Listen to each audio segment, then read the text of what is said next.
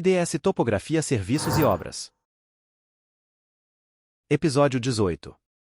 Neste vídeo será apresentado para vocês representações gráficas em 3D do Google Satélite e 3D coloridas do relevo do Monte Denali, do dena'ina, o Grande, antigo Mackinley, localizado no Alasca, na Cordilheira do Alasca nos Estados Unidos. É a montanha mais alta da América do Norte. O povo Koyukon que habita a área em torno da montanha chama o pico de Denali ou por séculos. Seu ponto mais elevado está a 6.190,00 metros de altitude. E agora, vamos para o vídeo. Episode 18. In this video, you will be presented with 3D graphic representations from Google Satellite and 3D color representations of the relief of Mount Denali from dena'ina, the Great, formerly McKinley, located in Alaska, in the Alaska Range in the United States. It is the highest mountain in North America. The Koyukon people who inhabit the area around the mountain have called the peak Denali for centuries. Its highest point is 6,190.00 meters above sea level. And now, let's move on to the video.